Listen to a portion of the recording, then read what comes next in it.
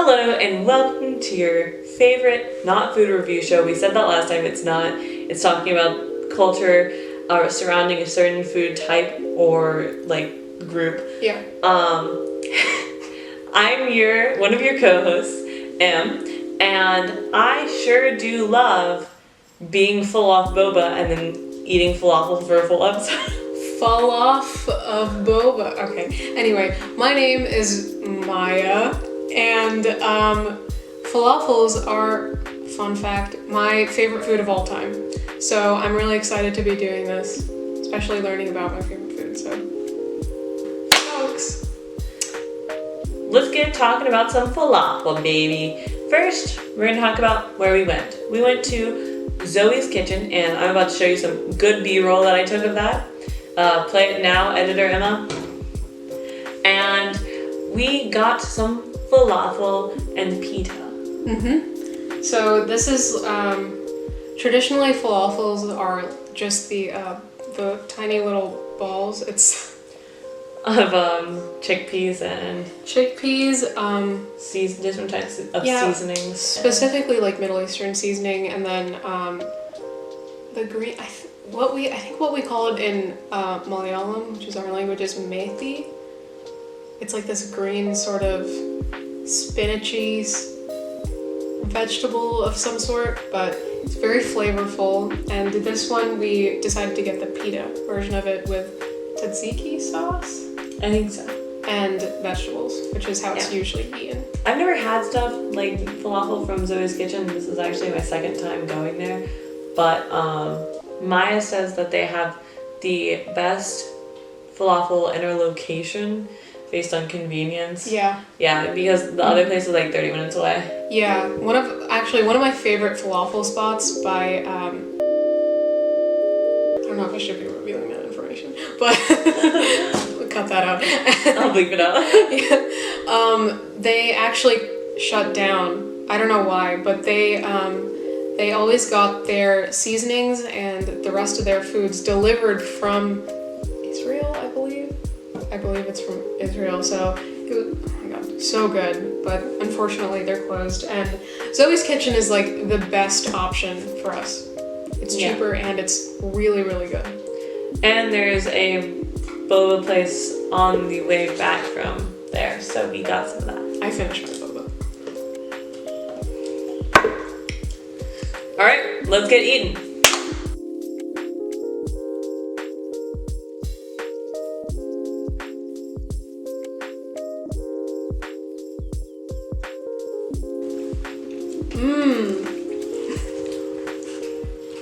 Minecraft villager noises. I don't know what they sound like. I never played Minecraft. Really? Oh, okay. I'm a faux gamer.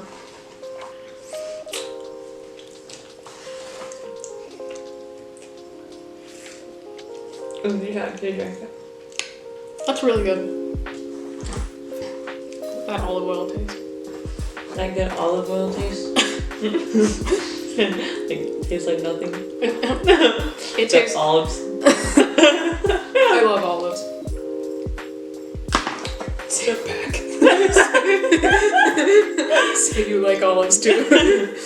I actually do like olives. Okay, thank God. I thought you were one of those people. You've never played Minecraft before, so your opinion's invalid. Okay. Well. Also, we're gonna make this episode shorter, so let's cut to us talking now. 3, 2, 1. Folks, welcome to the part of the episode where we talk about stuff. And wear our jean jackets. Yes, the exploratory studies. As you can see, I have a new one. Well, not new. Okay, so now we're going to be moving on to an incredibly brief, if you've seen our last video, that wasn't so brief, but we're going to be talking about a brief history of the falafel. So, as many of you may or may not know, the falafel is a traditional Arab food, and it's been passed on throughout the generations within Palestine and Israel and around the Middle East. So Its origins have been questioned throughout time, and this in turn has been a part of many of the conflicts that are occurring in Israel and Palestine. The falafel has actually been passed around in Israel in tourist kiosks on postcards that say Israel's national snack. So this in turn has actually caused many disputes within Israel and Palestine regarding whose food it is, and that's something that we won't get into as much because it's so convoluted and there's just so much going on, and it's important to stay aware. But. Yeah, as people not involved in the community and people probably not as informed as others about the situation, we feel that it would be unfair of us to try to describe it or inform you all on it because it's been not years in the making. Yeah, and it's not our business as much. Yeah. So we can't really make assumptions or arguments because we don't know as much, but we're just here to talk about the food. Yeah, exactly. So Jewish people and Arabic people have actually argued about what falafel is and where it's from, which in turn reflects the wider conflict that's been going on in those places. So regarding history and territory. So according to Yael Raviv, an NYU PhD student who recently wrote their dissertation about Israeli food and nationalism. And so they said, food always migrates according to immigration and commerce. So that's actually something we did talk about with the Chinese food video. Food is definitely something that does move on with the people that carry it, and that will reflect what's going on in history. So definitely the dispute over falafels and its origin is something that is like argued upon. It's like similar to the fortune cookie. Yeah. Whether its origins are Japanese or Chinese. This in turn has caused many arguments between Jewish people and Arabic people, as Jewish people recently pointed out that no single group owns a method how to make falafels, and I do agree with that. Yeah, to a certain extent. Especially like in each community, I feel like there would be different seasonings and different elements that they would each include. Yeah, definitely. And yeah, again, like accessibility and the environment that you're in really affects how the falafel is made. And so the falafel is generally considered as Middle Eastern, so that may have originated in Egypt and which found its way to Morocco and Saudi Arabia. And so this in turn created a group of immigrants that needed a food that would, properly reflect their identity and their surroundings as well. So definitely, like, their native food wasn't really appropriate according to where they were living. So the falafel was something that was so versatile that they could make it anywhere with all of the ingredients that were available for them. So as we know and as we've researched, we've noticed that the falafel keeps changing throughout history. And while the original Egyptian dish was like centuries ago made with fava beans, currently, because of what people have access to, it's now chickpeas. And that's actually something that we ate today. Yeah. And so now, as the falafel keeps evolving throughout history, the things that go with it also change according to who's eating it and who's making it and where it's made. So now the most notable condiments are shredded beets, which wasn't really seen earlier in the history of falafels, and baba ganoush. It's really good with falafels.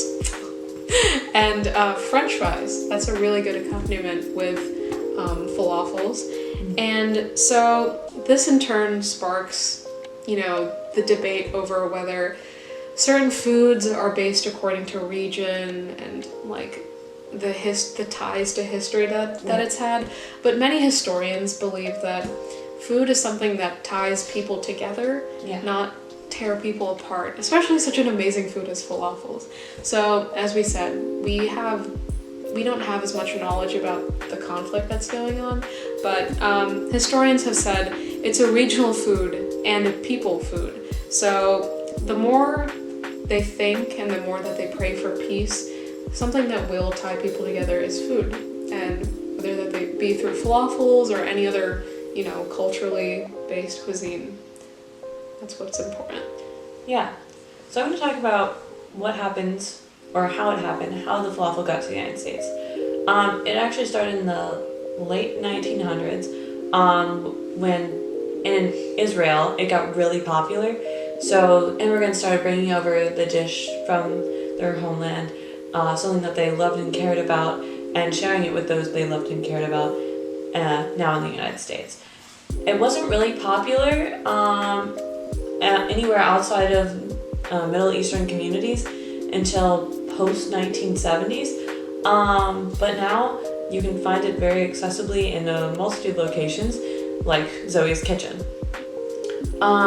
It's actually something that's really popular in the United States among vegetarians and vegans because it is a great source of protein and a great supplement if they need that in their diet. That's why falafels are my favorite food. Resident vegetarian. So the main ingredients, historically, as we said, fava beans, but now are more popularly chickpeas based on location. And what else could be included is a binding agent, obviously, Middle Eastern spices, and a lot of recipes include garlic and onions. But what we can take away from this is, in order to keep the episode short, even though there's so much more to say, is that Middle Eastern food is now something that's widely popular in the United States, something that is known about, especially the dish falafel. And I think that's really important because if we didn't have these types of cultural connections, I think that the United States would be much worse off. So remember, let's get hungry, ladies. Thank you for watching. And we'll have a new episode up soon. Hopefully we'll be making something for the holiday season. Maybe multiple things to represent different cultures and holiday seasonal issues. Yeah. Or not issues. Holiday/seasonal things. Traditions? Traditions? Yeah. No spoilers. No spoilers. We'll see you next time. All right.